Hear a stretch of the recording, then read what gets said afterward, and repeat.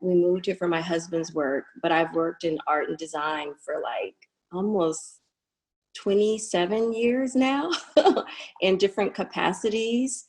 And my last job was as assistant dean of the School of Art and Design at the Fashion Institute of Technology. So when we came here, I started looking for a job in art and design in academia because I felt like I come full circle and I really liked working on curriculum and instruction, but I couldn't find a position at my level. So I went back to curating. And I still currently serve as a consultant curator for the Seattle Art Museum. And true story, I curated a show, my first curated show, even before I'd done a show for Sam, was for Bumbershoot, and it was on African fashion. And it was very cool. It was like Altair install type with pictures everywhere and an immersive environment, very experiential. And a local angel investor saw a write-up about me and the show in Seattle Magazine, and she invited me out to coffee. And she was like, well, now that you're in Seattle, everybody is an entrepreneur. You should start a business. If you start a business, what type of business would it be? So I was like, I don't know. I'm really in art and design, academic / curator practitioner. I don't know if being an entrepreneur is for me. And my husband is really the finance geek in the family. So I thought about it for a while, and I have a huge collection of vintage from the 50s, 60s, and 70s. And I also have a huge collection of textiles from all over the world, but specifically West African textiles, Ankara print, as well as indigo. So I said, my husband, whom I married, it'll be 11 years ago in August, is from Sierra Leone in West Africa.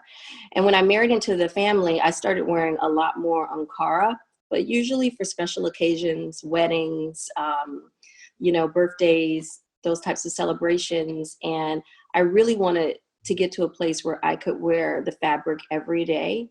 It reminded me of the type of clothing and tunics that my mother used to wear when I was a little girl, the whole Black is Beautiful movement with these beautiful, bright African print tunics. And I wanted to get back to a place where we could just wear it every day and celebrate Black joy. So I said, I want to take this Ankara print and I want to base it on easy silhouettes from the 60s and the 70s. So essentially that's what I did. And Oula just took off from there. I really can't believe it. I just did it. I used my own money. I didn't write a business plan. I just had a feeling that, everybody wants an easy tunic. It's a pull together look. It can become a uniform. In terms of fashion, there's so much competition. It's like the restaurant business. Who needs like another dress? And if I was going to make dresses, if I was going to make garments, I really wanted them to have a cultural impact and a cultural significance. I was really, I guess, focused on creating an iconography of Black joy. And so I knew I could do it with Oula. And so I just did it. And we started off with mini micro collections. All of the textiles are sourced by myself, and we source Ankara from not only West Africa, but also India and Europe. And when I travel, I source Ankara. So, if I'm in Tanzania, I will pick it up from there. If my store is in Uganda, she'll pick some up from there because I wanted it to be all small batch and unique. When it's gone, it's gone. And I really wanted to create a solid small business. My husband travels a great deal. I have a 9-year-old daughter.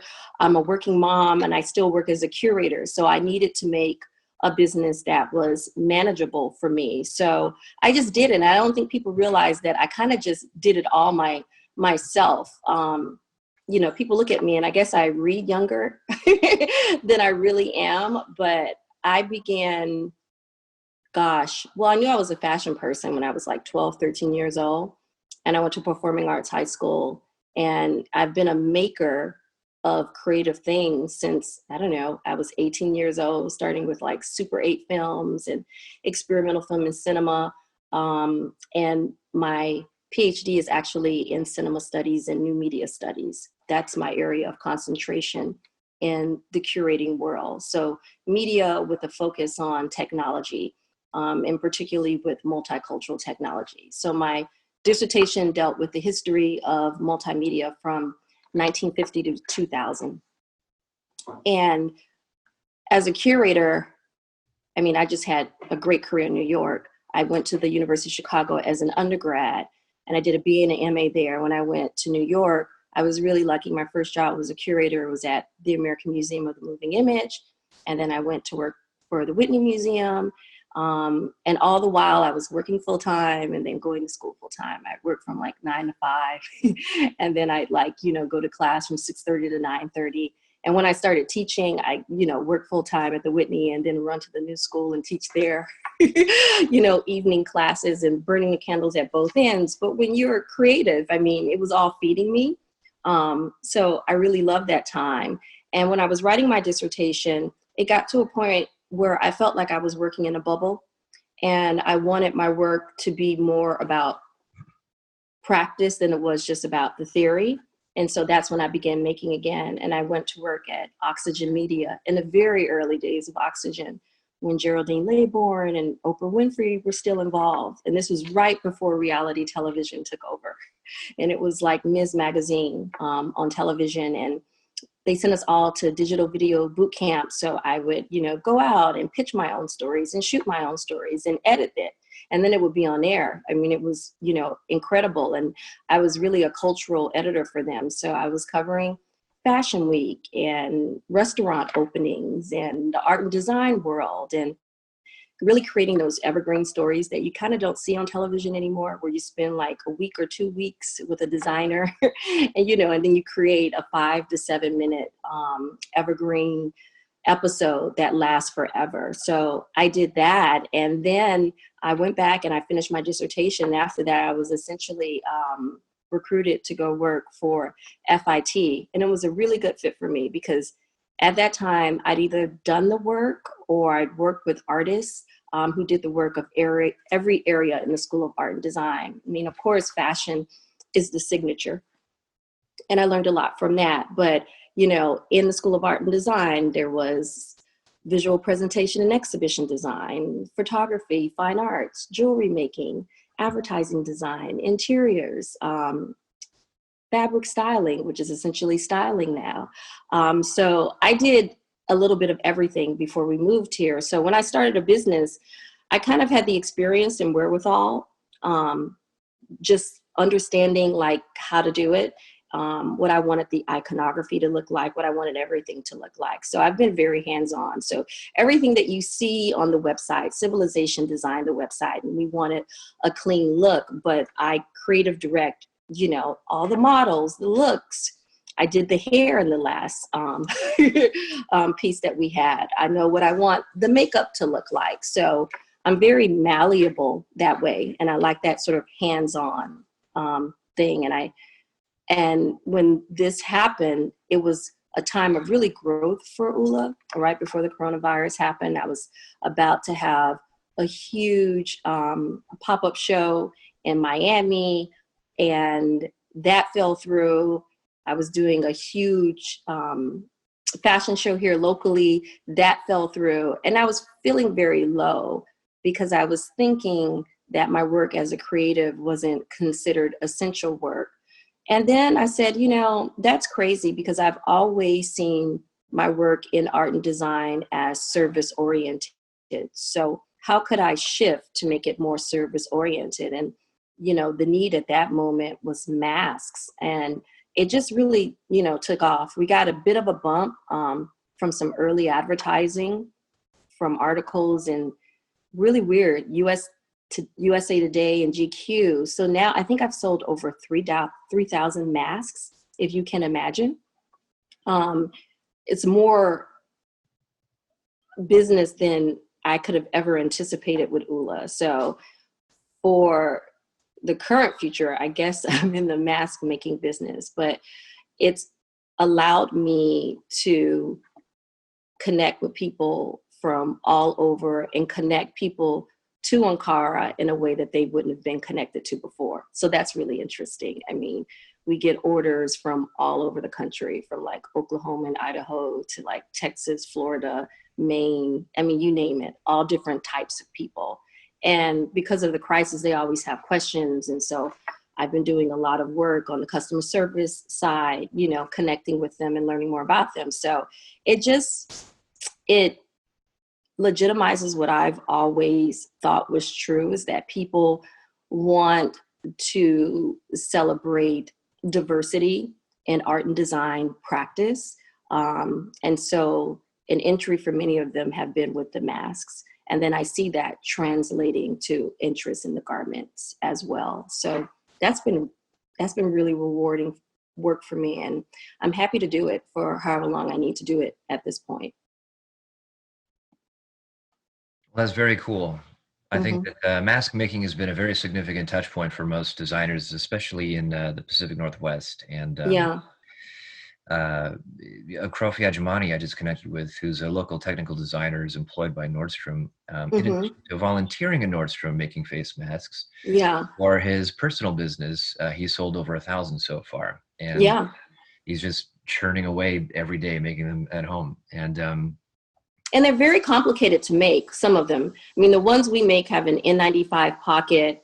I did a lot of research on patterns before I even began making them, because I wanted to create a mask that was evergreen. I knew we'd been in this for a while.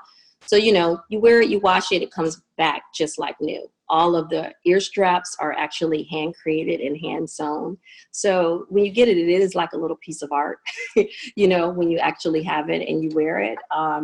And to be able to affirm Black cultural pride, and to be able to celebrate what I feel is a new vanguard in terms of Black fashion iconography. I mean, that's really rewarding, and it's important to me. I feel that it's like really solid, good work that I'm just really privileged to do. Well, it certainly is. And as you mentioned before, it's a very easy on-ramp, and it's not just something that has utility, but it is itself a conversation starter. And Yeah. my personal preference, just to editorialize a bit, is I did spend a bit of time in West Africa, in particular Tanzania, and yeah, beautiful country. Beautiful country. I bought my mom a lot of dresses, and she Yeah. loved all of them. And the fashion in particular has always been something that I gravitate towards. I love the vibrance, I love the patterns, I love the stories. And you brought up the Ankara, and this opportunity to sort of encode stories, to encode storytelling into not just the fashion, but of course other things, so the pottery, the various accoutrements that you'd find in your home. It's a storytelling vehicle that tells a unique story. Yeah. And it's very interesting to me. You have a background in cinema, and the you know, sort of the analysis and the practical side as a journalist for Oxygen. At what point, or maybe I don't know if this is news to you or not, but at what point did you really gravitate towards fashion as a vehicle for storytelling? I would say, I mean, I think fashion was my first love. You know, I remember when I was like 10, 11, 12, 13, it's interesting. Now that I have a daughter, you know, she has a real sense of who she is, even at 9 years old. Even before that, like 5, 6, 7, she had her own sense of who she was. You know, I was born in 1972, so I was an 70s baby and an 80s baby. And I remember going from elementary school to junior high school and the significance of that. And I remember falling in love with fashion around 11, 12, watching Style with Elsa Clinch on CNN. I mean, that is like a huge touch point for me. So I would have to say fashion was my first love. And then I think theater and dance were my second love. I went to performing arts school for high school, New World School of the Arts in Miami. So I was a thespian. I was a maker.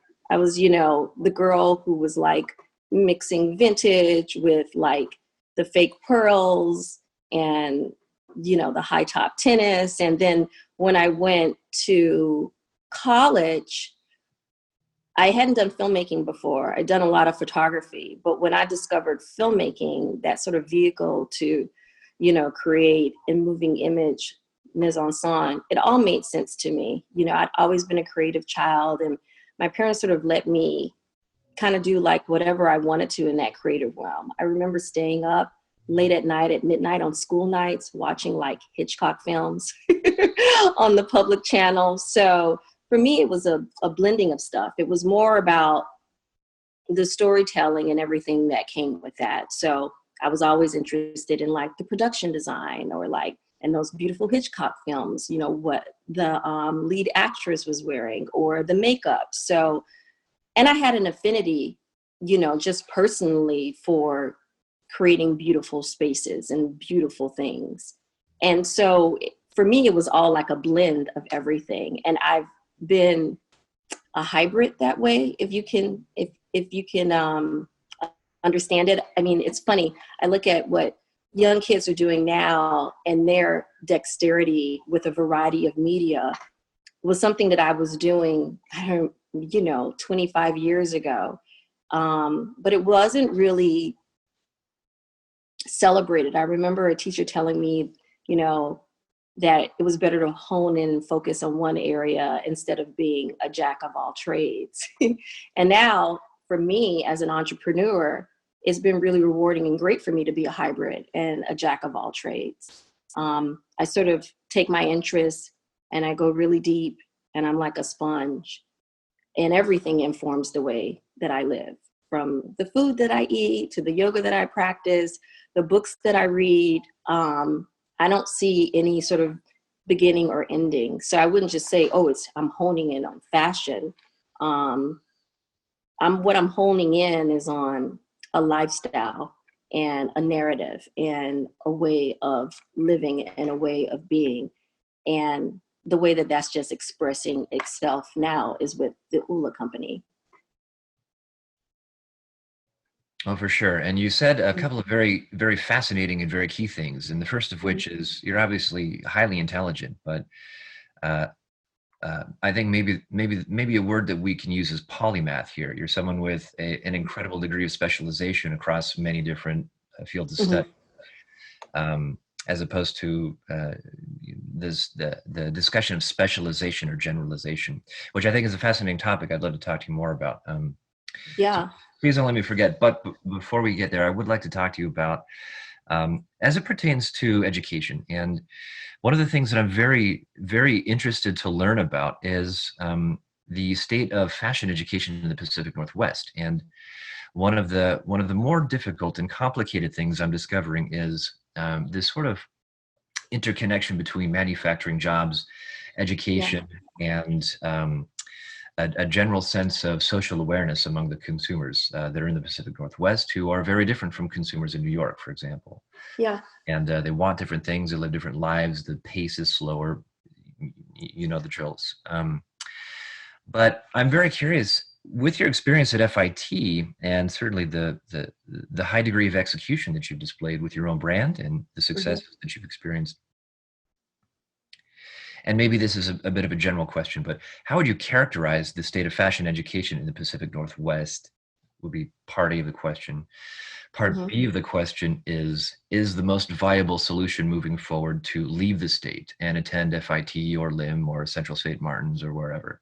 Exactly. Okay, so that's a two-part question. So I can't speak specifically about the state of fashion education in the Pacific Northwest because I've never worked for any of the schools here, but I am familiar with their curriculum and instruction, which is sort of generalized curriculum instruction throughout all of fashion. And when I was at FIT, I had the opportunity to go in deep on a crisis that I saw happening specifically with curriculum and instruction. We were going through the process with the National School of Arts and Designs, which is the entity that sort of legitimizes all fashion schools. And what I found was that there was a disconnect between the BFA and the MFA degrees that we were awarding, and students actually 5 to 10 years down the line being able to put their degrees to use in their area of concentration. So there was a focus, and I'm talking like 15 years ago, on entrepreneurship. I remember working on a syllabus that dealt specifically with like building a green world and a green society, and less waste when it came to fashion, and also more inclusivity as well in fashion. You know, everybody has this idea that, oh, I'm going to become a fashion designer and have my own line. And I think that that's the way that it had been for a while. You either had your own line, you know, or it was sweat equity, you know, for a big fashion name. But I think, and I saw this pivot coming, I want to say like when I started at FIT, like 10, 15 years ago, I knew we would get to a point where there would be too much waste in fashion because there were too many clothes out there, just in general. There were too many kids who had degrees that they couldn't apply, and they ended up working in retail or something else. And also, to be a creative person, because of the way the world is changing, you have to rely on your own efforts. So I just think that entrepreneurship, like small brands that are able to tell an honest story with full transparency about who they are, what they are, why they're doing it, who they employ, creating that connection with the customer is clearly going to be the next wave of what's happening in fashion. I think we're going to see the end of the mall as we know it. It's going to be the end of the department store as we know it. And it's bittersweet for me, you know, because I was a mall rat, you know, in Miami, Florida. So I will miss the socialization, you know, and the sort of hands-on that you get with being in person, and not only the fashion industry, but the beauty industry. But I do think that, you know, having a background in cinema, I've never been scared of what's happening with media, you know, immersive media, experiential media. It's just going to be a shift in the way that we communicate. So I think we'll become more at home, obviously, with not only buying online, but creating different types of experiences in an online setting. So, and you see that happening with the DJs, you know, that are happening now on their on their Zoom parties and stuff like that. And I saw that coming like a long, long time ago. And I also saw that as a crisis in instruction and curriculum. I would have students in my office. I mean, one of my big jobs was solving problems as an assistant dean. So I'd have students coming to me all the time, you know, Dr. Massaquoi, you know, I have a teacher, you know, who like the students would come in and they would have more breadth and depth of what was happening in contemporary culture than their instructors did. So I saw two things happening. I saw like the end of professors having tenure as we know it, because what happens is that, you know, you're on the vanguard of your studies, you write your dissertation, you're an assistant and associate professor, then a full professor. And oftentimes what happens in the art and design world is that your research sort of just ends, you know, unless you make a really big effort to constantly, you know, be out there on the edge. So you saw these kids and they would be complaining because, you know, the professor didn't know about the new show at MoMA or the new show at the Brooklyn Museum or the new show at ICP, or, you know, they weren't being responsive on email. They didn't know how to delve into society. So I saw that these kids and their dexterity with a lot of different media was changing the way that we thought about curriculum and instruction. And it's changing the way that we think about academia. So I see that happening all over. I mean, I think a lot of fashion schools, Parsons in general has done like a really, really good job. But the old ideal of like, you know, creating a line and, you know, even having like a fashion show, and then like selling to major department stores or boutiques, that whole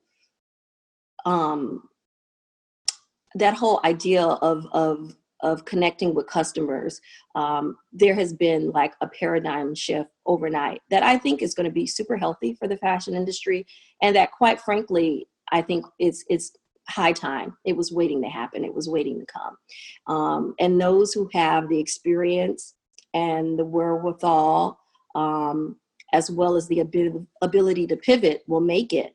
And those who are still caught in old paradigms just simply won't.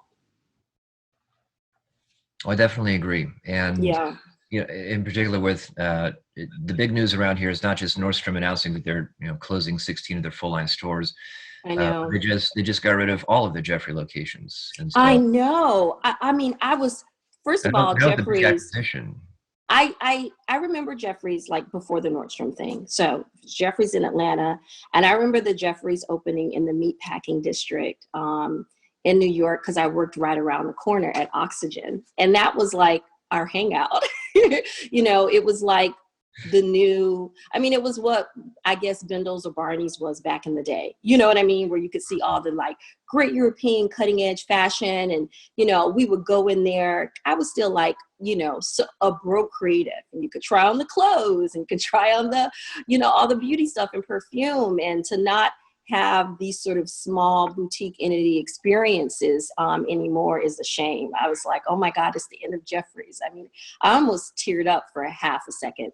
Some of these places, I mean, obviously we won't miss, but, I don't think even the people who are reporting about the end of Jeffrey's really understood how transformative it was, in the fashion industry at the time. And I mean, and so there's also, a lot of need for more people to talk about, the history of fashion and the business of fashion. There's breadth and depth there that I feel oftentimes gets lost. And what we see in fashion magazines, it's a really myopic view of what fashion practice is globally. I definitely agree. It honestly is one of the reasons why I hesitated so long just putting Seattle Fashion Collective together. It was Yeah. the last thing I wanted it to be was another trade magazine or another vanity magazine. Yeah. Yeah. In my humble opinion, the world has plenty of those, and they don't need another. But Yeah. so then the mission sort of developed. Okay, so what are some of the specific weaknesses that we might address? What are some pain points that we might give voice to? And certainly business was one of them, and in particular small business, so independents, so not the larger tomboy X's of the world, Yeah. but the people that especially during the pandemic have been seriously struggling, not just with small margins, but with like $120,000 in debt, which could crush them, which could cripple them. That could be the end of their business. Yeah. That could be the end. Yeah. And Yeah. I think it's important. I think that most people in fashion, I think I can say that, are over leveraged. Most entrepreneurs are over leveraged. And, most starting businesses are like being held together by credit and chicken wire. I knew that before I got into business, and I never wanted that to be me. So even before this sort of pre-order thing came along, I would create just, micro collections, and then I would create a new collection when we sold out of that micro collection, whenever it was. I was not married to this ideal of what a fashion calendar was. My feeling was that people were trying to sort of put Oula within, this resort type of sensibility, but I wear Ankara year round, so I had to take ownership of the way that the story was being told, not only about the garments that I was making, but also about how they could be worn and when they could be worn. And then I had to take control over, how they were produced. And I was big on sustainability and upcycling, before these became, sort of brand identity names that I feel like high fashion is now trying to exploit. But it can only go so far. I think what I've learned as a small business is that it's really empowered me to be able to do things at my own pace, at my own time, to tell my story, but also to reframe false narratives of what it means to be a Black woman in the fashion business. I'd love for you to I do want to follow up on a question about omni-channel, but I do want to Mm-hmm. take a moment and just, if you could please elaborate on that specifically. And, feel free to get as in-depth as you'd like, but what were some of your key difficulties and maybe some key barriers to entry that you specifically faced? Key barriers to entry was, well, people, I mean, when it comes to, finding someone to represent your line, people not really having the knowledge to be able to sell Oula as effectively as I could sell it. That was an issue. And then as a result, had to start doing pop-ups myself because people want to know, like, they want to know my story. And oftentimes the story of the fabrics. And some of the fabrics we use were traditional, but some of the fabrics are really sort of like new and are based on, flora and fauna, as well as sort of this sort of polyphony of imagery, that's even new to Ankara. So like, explaining that and contextualizing that was like a really big thing. How to wear it, what to wear it. I remember when I wanted to call the brand, and I still do, it was Made in America, what it means to be an American brand. And I remember I had one person who worked in PR was like, well, when people think of an American brand, they think of like Ralph Lauren or Michael Kors, which was just like total nonsense to me. Why do they get to own the narrative of what American is? It's just crazy, all these preconceived notions. So I find myself being able to reframe those narratives all the time, particularly as an African American from the South, from Miami to be specifically. I mean, I grew up in a multicultural, really vibrant town. And then spending 20 years in New York and doing a lot of international travel, I understood what fashion was, particularly to Black and brown folks, intimately, in a way that I felt wasn't being articulated in high fashion. And so it's been really rewarding for me to reframe that narrative and to take control of it. I mean, and you see it happening more and more. What bubbles up and what they used to call the counterculture or in the margins, finds itself moving to the forefront. So, I mean, you see it with Black models. I mean, it's just so rewarding to finally see like a model who has like my complexion and my hair everywhere. So much so that, in my own studio, I can do a wall of like Black and brown girls that look like me. That means something.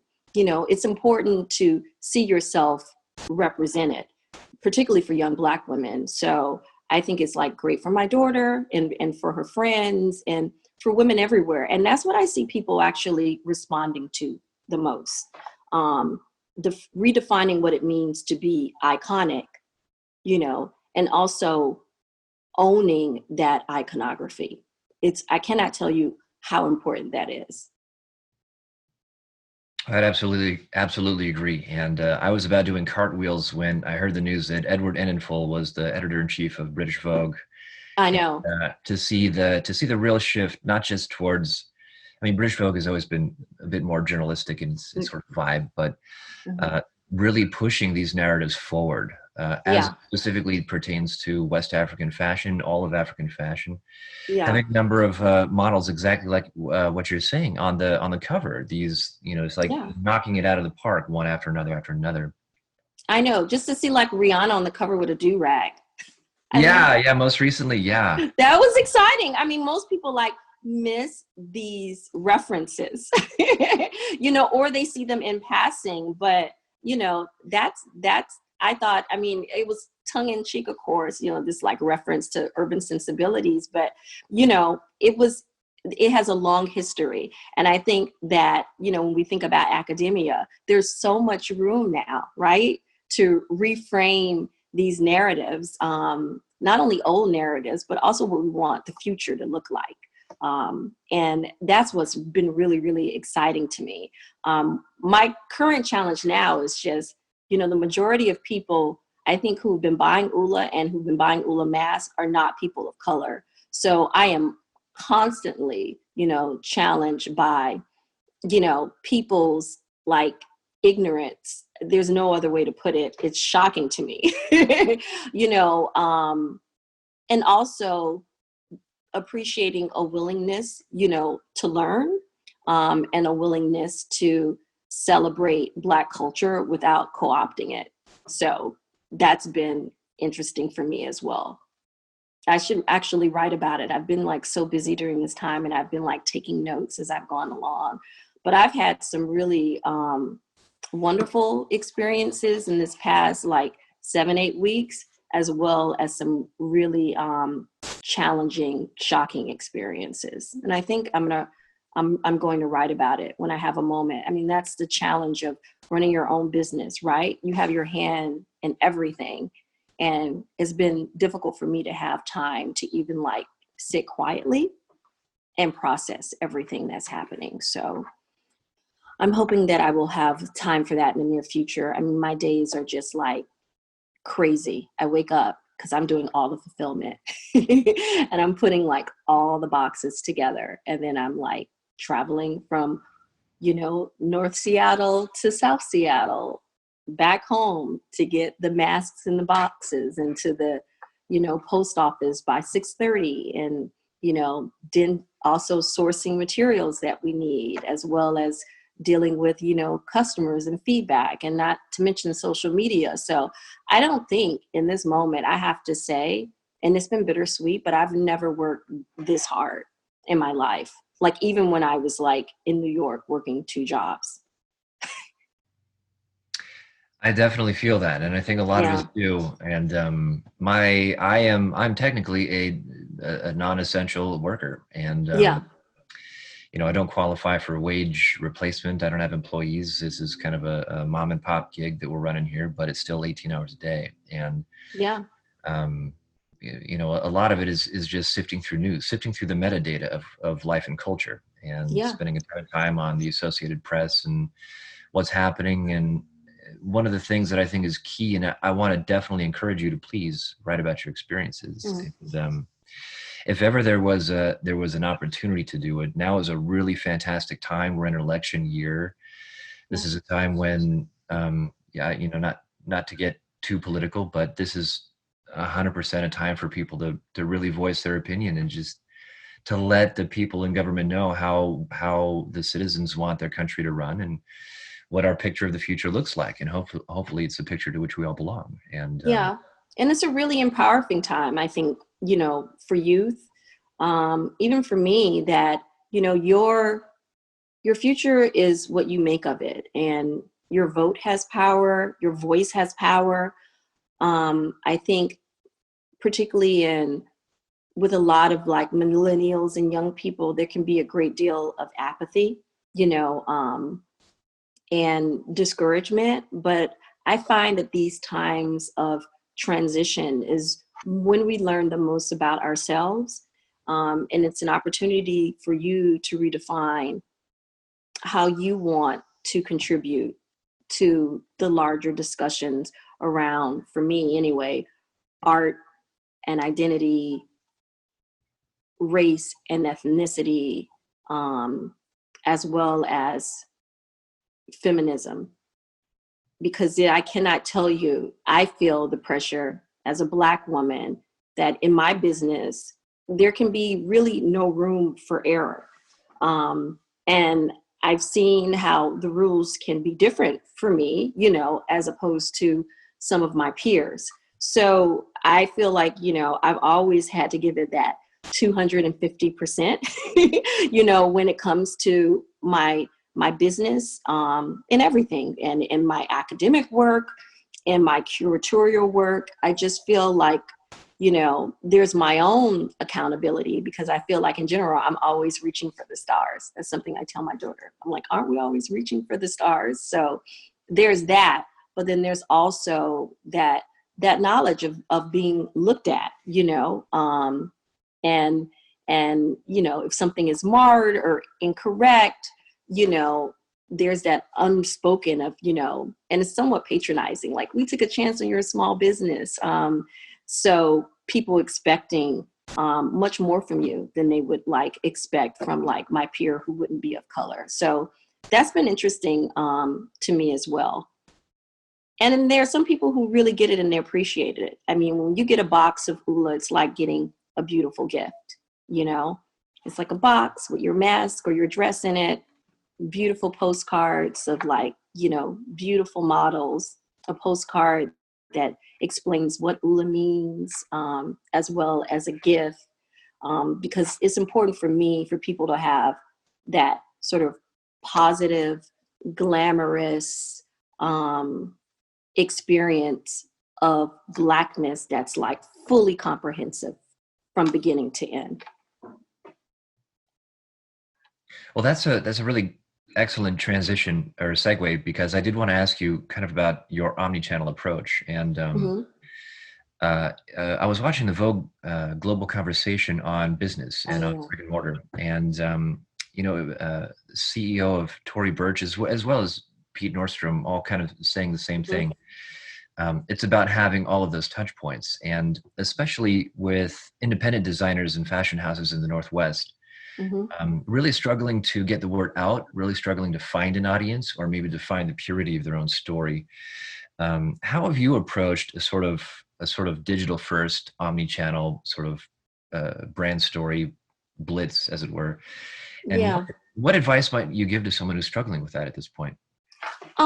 You know, when I put Oula together, I always saw it as omni-channel. I mean, I knew it wouldn't be just about the garment, right? I intuitively knew that. So when I put the website together, I was like, this is the first touch point that people will have with Oula, you know, before there was even a digital footprint online. And so it's interesting, what I've learned 5 years down the line is that I think what legitimizes our brand is that people look at it online and, you know, it's super clean and it's super glamorous and it's super simple. And it looks cinematic. It looks like a film. That was really important to me, you know, sort of like the big images. It didn't look like, you know, a chunky website. So I think that it's really important for designers to understand the aesthetic that they want to communicate. I cannot, that's the hallmark of just great artists. You know, when you look at a particular artist's work and you're like, oh, you know, that's a Basquiat. You know what I mean? Oh, or that's a Warhol. Being that precise in your aesthetic communication will define everything else omni-channel that you want to do. Everything about what voice you want to communicate on your social media, what look you want, what models you want. And of course, we're always in the process of becoming and changing. So that will shift and change over time. But if you are clear about the strength of your aesthetic, I think that just will filter down organically. At least that's been my experience. And I don't know if that experience comes from, you know, this is like, you know, my like 10th gig, you know, in my career. So I've had the privilege of just, you know, seeing a lot of art and doing a lot of different art and design jobs. So it came from me a bit more organically. And if you don't have that, you know, surround yourself with people who share your same vision, and who can help you grow as an artist. Because I think that's at the end of the day what you are. And it took me a long time for me to even call myself an artist or designer. I know it sounds like totally crazy. You know, first I was a thespian, and then I was an academic, and then I was a curator. And even me, I had this sort of weird cavalier like approach to fashion. I didn't consider it like serious enough, you know, to even want to practice it professionally. I remember moving to New York. I'd also, right before I started at NYU in my program, I'd done the Radcliffe Publishing course, which is now at Columbia. And it was book publishing and it was magazine publishing, you know, which I always loved. I'd always been a bookworm. And I really remember like loving the magazine editing part of it. And I remember having an interview for an accessories editor at Elle magazine. mind you, I just started my PhD program. But when I got to New York, I was almost bored. I mean, I'd gone to University of Chicago, and by that time, grad school was easy. So I felt like I had like all this time on my hand. And I remember having to make the decision, and I had to make a conscious decision. Like, you know, do I want to like be a serious curator at the Museum of Moving Image, or do I want to like work as an accessories editor at Elle magazine? And I made a conscious decision, you know, to do what I thought at the time was the most sort of like solid academic route. But it's interesting to me that all these years later, having chosen that route has fed into like everything else that is Oula. And a lot of it comes from the gut. So that's another piece of advice that I would also give young designers, like always trust your gut. You may have like a good friend who has the very best intentions, but at the end of the day, it's your name on the brand. And you have to trust your gut. And that only comes, I think, with experience as well as with a motive of success, that you really get to a place where you can trust your gut. And then the last piece of advice I would give is to just like work as hard as you can. For me, I bootstrapped Oula myself. So all the money that I was making as a curator, I put into the company myself. I mean, I didn't want to have to deal with a board, you know, encouraging me to grow the company potentially too fast, or, you know, trying to turn Oula into something that it wasn't. I'm so grateful that I made that decision, because at the end of the day, you know, it's all about what I choose to do. You know, if I make mistakes, then I own those mistakes and I grow from them. You know, if there's a modicum of like a phenomenal success, you know, that's in part of me understanding that, you know, I really trusted my gut. So have the aesthetic piece down, have the experience piece down. If you don't have the experience, surround yourself with people who do have the experience. Trust your gut, and be willing to work really, really hard.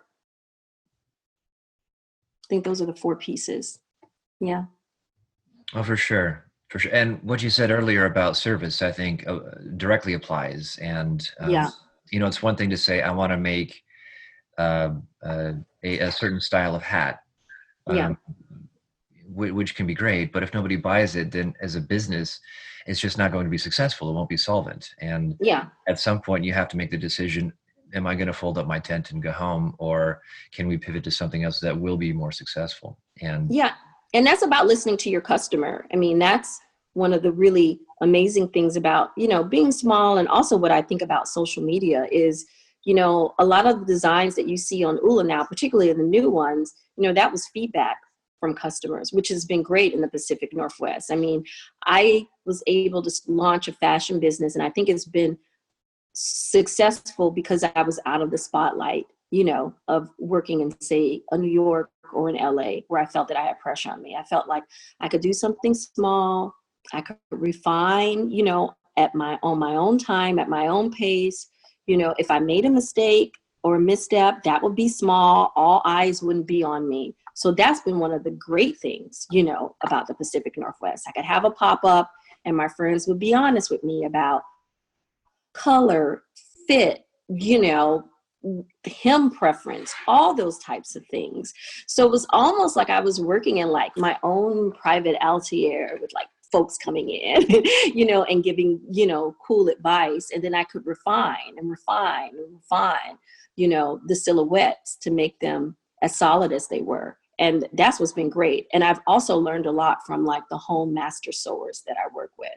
And this is something that I learned even when I was at FIT. You have kids come in, you know, bright-eyed and bushy-tailed. And this was like, there was so much reality fashion television on at the time. And, you know, but kids didn't have any idea of like, either they didn't know how to sew, or they didn't know how to drape, or they didn't know how to draw.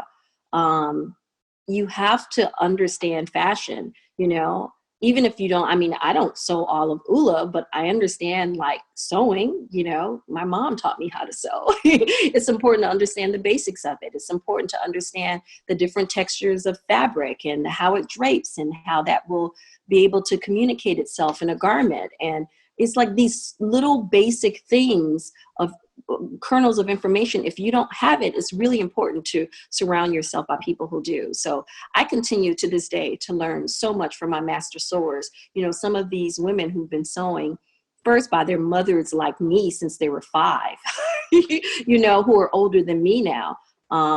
And it's the only way to get it. And it's the closest thing I tell people that you will get to what we consider to be couture, is something that is handcrafted and hand sewn. I mean, by the time you get an Oula dress, only 3 people have touched it. Myself, the sewer, you know, and whoever has sold it to you potentially. That's how small it is. So everything is really special. And I see them as bodies of art. You know, I use very little notions. Everything skims across the body to be as beautiful and elegant as it can on any woman, regardless of her size. We go now from extra small to extra large, and also that it doesn't fall apart. You know, you may wear a piece, you know, 1 year, put it at the back of your closet, and then pull it out a year and a half later. But it's never going to be something that, you know, you send to the Goodwill. You know, you may give it to a friend because they're beautiful. They're like pieces of art. I mean, I do it with my Oula. And for me, it's just become my uniform, you know, something beautiful and bright on top, you know, and white, blue, or black denim on the bottom. That's my uniform.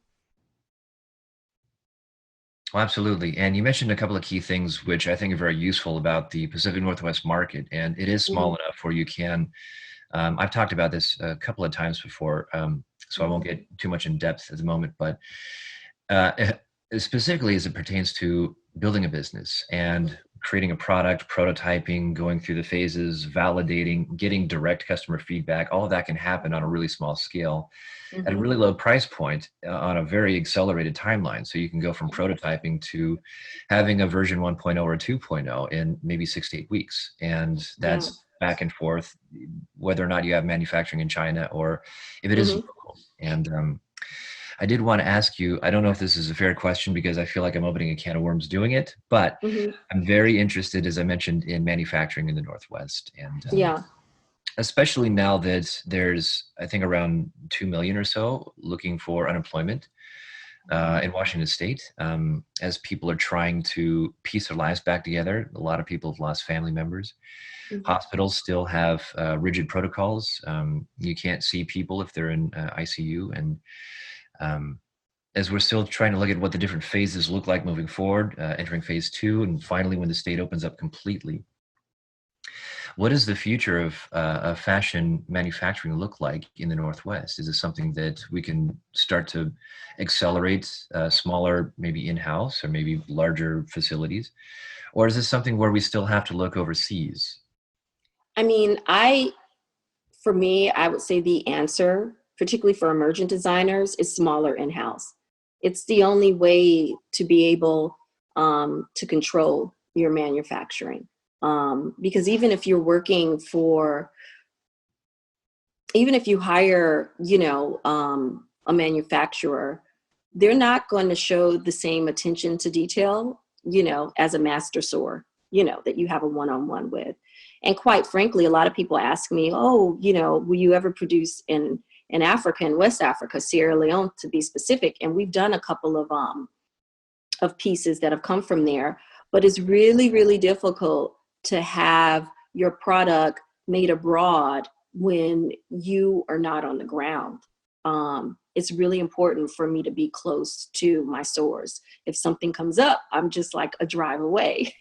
That has been pivotal for me. It may be different from others. And I know people, you know, they manufacture offshore because it's, you know, it's cheaper when it comes to production, and you know your margins can be potentially better. But for me, particularly having worked in, you know, fashion academia, you know, charity begins at home. You know, there are sewers here and designers here and technical designers here who need to work. So for Oula, it was always about that local global connection. We would source globally and we would make locally, because I think it's really important to be connected to your local community. I mean, regardless of what your work is, you have to start on the community level. And I think that that was something that was just bred into me by, my parents. It's important to be present and to be contributing to the community in which you live, in which you thrive. And so that's just part of my own way of being that sort of like boiled itself down into Oula. But for me, yeah, it would be great. I mean, I don't know if I'm in a position to like scale up, but I am in a position, and I'm always working with master sewers. And the sewers that I'm working with now, 2 are from Uganda and 2 are from Colombia. And I've learned a great deal from them. And they understand Oula, inside and out. And I think that it's wonderful to be able to really build, your own family of collaborators. Because what I've learned, particularly during this crisis, like we're all in this together.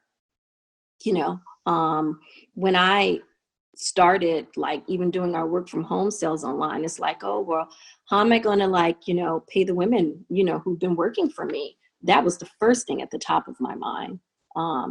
I haven't paid myself in a while, and I really don't pay myself. My husband was like, I don't know what type of business model you're working with, Erika. I just put everything back into the company. But I've had the luxury of being able to do that because I've had work as a curator, and I also have a partner. Not everybody has that luxury, but I knew that since I had it, I wanted to be in a position, to hire master sewers who really needed the money. And, it wasn't big production, but it was steady production. And I couldn't imagine not having, collaborations with these amazing women and not paying them anything for the next 6 months. So I initially pivoted to work from home sale. And my customers, love that. And then we pivoted it to, mask making. And now all of us have been working like 18 plus hour days, 7 days a week to keep up with demand. But, we're working and we're doing good work and we're grateful for it and we're privileged to do it during this time. I did have a couple of follow-ups, but real quick to your point, I was speaking with a number of designers, one in particular, Luis Velez, who's the founder and designer, creative director for Guillermo Bravo. He's based in Capitol Hill. And originally sourcing and getting some production done in Italy, and then Italy shut down, and trying to find even Los Angeles, the garment district shut down. An inability to find things locally. Is there a resource that maybe smaller businesses can look if they're trying to find dressmakers or tailors or technical designers? Is there I haven't found it yet. I mean, everything that all the sewers that I've found have been by word of mouth. And I feel like it's something like when we get up and running again, I think like the local Fashion Group International, as well as putting even on my Facebook channel, and I haven't had an opportunity to do it because I've had real success working with a lot of international stores, and I want to do that more. But there's space for that opportunity to grow. Like I wish there was like a pool that you could go to of sewers locally, people who maybe don't have the capacity or desire to work full time, for me, they want to be with, they have to be with their children part of the time. So they can only work, 20 hours a week, that sewer, or the sewer who's like semi-retired, but still wants to keep their hand in the game. But people who have that breadth and depth of experience, I think that there is a need for us to have like a pool of resources. And that is something that we currently don't have in the Pacific Northwest, at least a resource that's super comprehensive and up to date. I would agree. And there's a couple of initiatives that are moving forward, and Seattle Sewn is one of them. We're all sort of waiting to see how that's going to work. Shout out to Sook. Sorry to put you on the spot, but she had mentioned a couple of resources that are forthcoming as well. So I think this, and she and I had spoken about this before. I'm like, there needs to be. This is my dream, right? And I've spoken to Sook about this. It would be great if you had a pool of independent designers, right?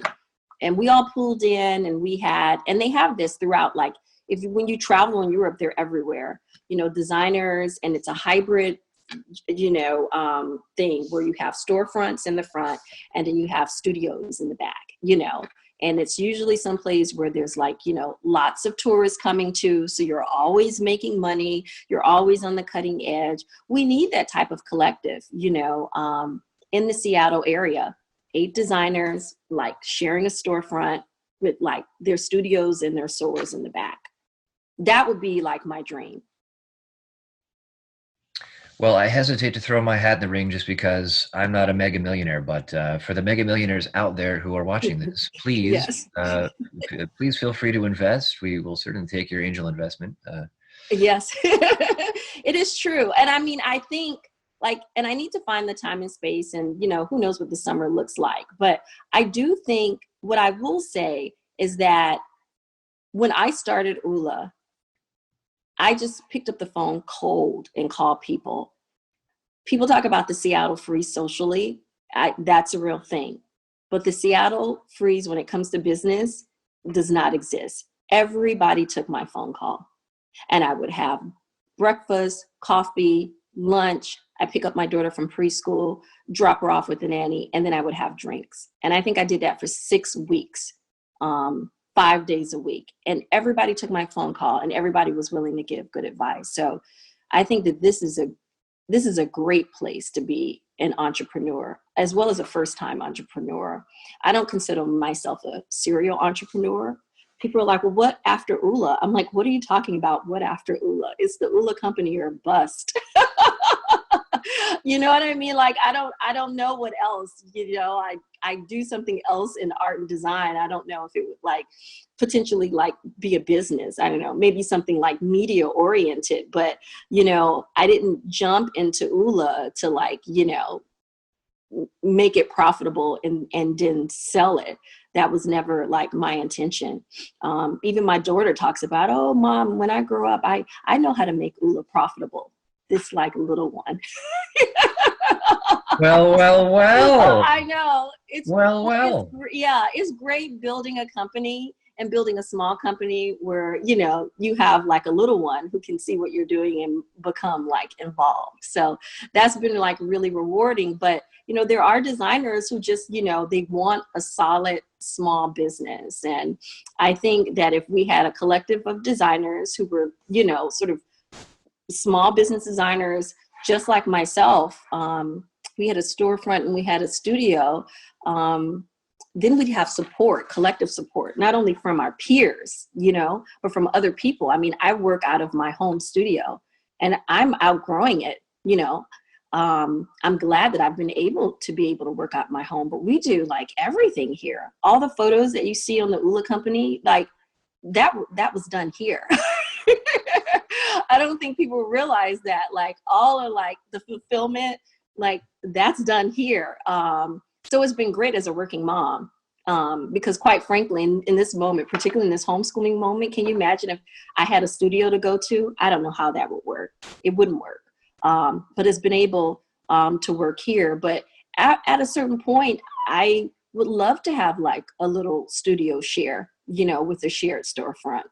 I think that is actually the future of a lot of fashion. Certain things will be cut out. No need to sell to like a whole bunch of small boutiques when you have like really, rigorous online selling, as well as your own storefront. I think it's going to get to a point where it's going to be like super omni-channel, where you're really going to be in control of your own destiny, from sourcing, through production, through like selling to customers. Like the full circle will be all about you, which is great. There's more control that way. Oh, I definitely agree. I've had a number of these talks so far, specifically on this, and kind of adopting less of the brick and mortar sort of legacy model and more of the Amazon model, and more of having some sort of shared studio space. Which, like you're describing, I've tried for 3 years to pin that down, and no one wants to give me a straight answer. But what costs are involved, what city regulations have to change, how do we how do we get the city of Seattle on board, or is this a King County thing? And with enough of an economic incentive, if someone were to make a case and say we can make 10,000 jobs spring up overnight, here's how we're going to do it, I think Yeah. people would listen. But it like you're describing, it's going to take quite a lot of very, very adept, very intelligent polymaths that are very, very good about pivoting and understand the business inside and out to be able to make a case in the first place. And I think those people are in Seattle. I mean, I did through the business school. They have great certificate programs through University of Washington Business School. And I think collaborations, with those types of entities can also help, because they have people coming from, different areas of concentration. If we all pulled together our experiences, I think that we could pull it off. I mean, I just think about the new waterfront park that's opening. That would be a great place to have like a boutique, like in an open air studio. That would just be awesome. So it's really about, having someone spearhead it, because that becomes the problem. When you're an entrepreneur, how are you supposed to write this additional business plan? So it would be a great project actually for a business school student. Maybe I'll pitch that. I think that's a fantastic idea. Crowdsource the solution. I'm 100% behind that idea. Solution. Yeah, because it is. I mean, I think the solution is there. It's all about, like you said, the execution. Yes, absolutely. Yeah. Well, just looking at our time, I do want to be sensitive to your time. Thank you very much. I know you're very, very busy, and I hope we can schedule a part 2 sometime in the near future. Absolutely. I have many more questions that I would love to ask you, but yeah. Well, we can always do another conversation in the future. Yes. This is the first of many to come. Well, hopefully I'll get a proper podcast or something going, and we'll be able to do it that way. But But my final question is, and it could be fairly open-ended, or you can make it very specific, but it's actually one that I stole from Tim Ferriss. So I have to point that out right away. It's okay. 100% Tim Ferriss's adaptation. But, if you had one message that you would want to give, and it could be about anything, like I said, I sort of modify it by, he says, if it's going to go onto a billboard somewhere, what would it say? And, the way I think about it is, sort of memento mori. And if I was going to die tomorrow, did the thing I did today really matter? And if I only had one thing to say, and today was the last day to do it, who would I reach out to and what would I say? So I'm very curious if you had a message. You know what I always say? Oh, I have an answer to that. And I think it's become, I mean, not to end it on like a sad note, but there are two things. I believe that like tomorrow is not promised. And so there's this great line from that Rosalind Russell says in Auntie Mame. And she's like, live, live, live. And that's what I always tell my friends, to live, live, live. I mean, because I just think that tomorrow is not promised. I mean, obviously from this current, pandemic that we're in, but, I also lost like both my parents before I was like 35 years old. And that transformed me, in many ways. And I think that being resilient is probably my biggest gift. I'm super resilient and, I have a lot of wherewithal. But I also believe that I've been able to take certain chances in my career because of lack of fear. And also because, I don't want to be, wondering down the line, well, what if I would have done that? Or what if I would have tried this? I didn't want to have any regrets. So I think that it's important to just live, live, live, because tomorrow is not promised. And, there'll be good times and there'll be bad times. I mean, you can count on that. But if you live each day to its fullest, trying to do what you want to do, or at least getting to do what you want to do, I think that there's a sense of tranquility and a peace inside that comes from that sensibility.